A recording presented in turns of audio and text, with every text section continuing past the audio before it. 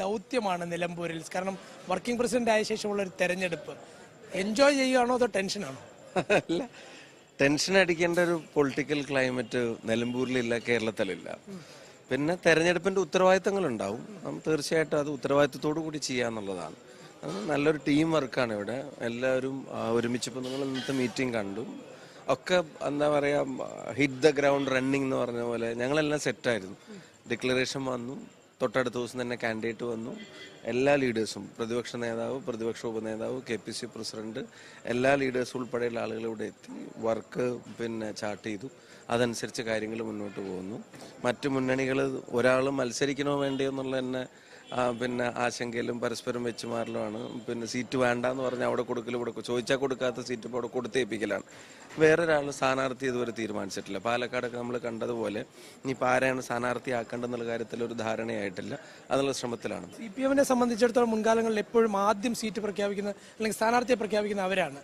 ഇപ്പോൾ അതൊക്കെ മാറിയിരിക്കുന്നു. കോൺഗ്രസ് ആണ് ഇപ്പോൾ ഇത്തവണ അല്ലെങ്കിൽ കഴിഞ്ഞ കുറേ കാലങ്ങളായിട്ട് സ്ഥാനാർത്ഥി ആദ്യം പ്രഖ്യാപിക്കുന്നത്. പക്ഷെ എങ്കിൽ പോലും പ്രഖ്യാപിച്ചിട്ടും വിവാദങ്ങൾ ചുറ്റിപ്പറ്റിയത് കോൺഗ്രസിനെ ചുറ്റിയല്ലേ? വിവാദങ്ങൾ ഫോക്കസ് ചെയ്യുന്ന വാർത്തകളാണ്. ഞങ്ങൾ ഫോക്കസ് ചെയ്യുന്ന ഞങ്ങളുടെ മുമ്പിലുള്ള ജനങ്ങളെയും അവരിലേക്ക് എത്താനുള്ള ഞങ്ങളുടെ വർക്കിനെയാണ്. അതിന്റെ പ്ലാൻ ഞങ്ങൾ കൃത്യമാണ്.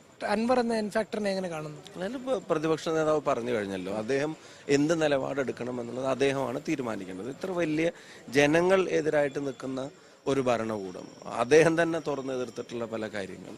അപ്പോൾ ആ ഭരണകൂടത്തിന് സഹായകമായേക്കാവുന്ന നിലപാടല്ലല്ലോ അദ്ദേഹത്തിന് എടുക്കാൻ ആഗ്രഹം ഉണ്ടാവുക. അപ്പോൾ അതനുസരിച്ചിട്ടുള്ള നിലപാടുകൾ അദ്ദേഹം എടുക്കുമ്പോൾ എല്ലാവരും സഹകരിപ്പിച്ച് മുന്നോട്ട് പോകാൻ ഒരുക്കമാണെന്നുള്ളത് UDF പറഞ്ഞു കഴിഞ്ഞിട്ടുണ്ട്. ഒരു യുവമുഖത്തെയൊക്കെയാണ് ഇറക്കുന്നതെങ്കിൽ എങ്ങനെയായിരിക്കും അതിനെ? അതിപ്പം നമ്മൾ കണ്ടതല്ലേ കഴിഞ്ഞ തെരഞ്ഞെടുപ്പിൽ. അവരെ സ്ഥാനാർത്ഥി ആരാണെന്ന് അവരല്ലേ തീരുമാനിക്കേണ്ടത്. ആരാണെങ്കിലും അത് അവരുടെ തീരുമാനമല്ലേ. ഇപ്പം ഞാൻ അതിനകത്ത് ഇപ്പം പോസിറ്റീവായിട്ടോ നെഗറ്റീവായിട്ടോ അങ്ങനെ കമന്റ് ചെയ്യേണ്ട കാര്യമുണ്ടല്ലോ. അവരുടെ സ്ഥാനാർത്ഥി ആരാവണം, അവരുടെ സ്ഥാനാർത്ഥിയുടെ ഏജ് എന്താവണം, ചിഹ്നം എന്താവണം, പാർട്ടി ഏതാവണം.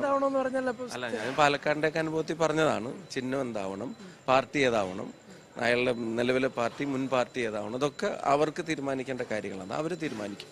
പ്രതിപക്ഷത്തിന്റെ ഒരു വിലയിരുത്തലായി മാറും എന്ന് തോന്നുന്നുണ്ടോ? ആയിക്കോട്ടെ, ഞങ്ങൾ അതിനെ സ്വാഗതം ചെയ്യുന്നു. വിലയിരുത്തലാവട്ടെ. പ്രതിപക്ഷത്തെയും ഭരണപക്ഷത്തെയും ജനങ്ങൾ വിലയിരുത്തട്ടെ. ഭൂരിപക്ഷം എത്രയാണ്?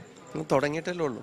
നല്ല ഭൂരിപക്ഷത്തോടു കൂടിയുള്ള ജയത്തിലേക്കാണ് ഞങ്ങൾ ചുവടുകൾ വെക്കുന്നത്. പിന്നെ പിക്ചർ ക്ലിയർ ആവുമ്പോൾ will come up with numbers also.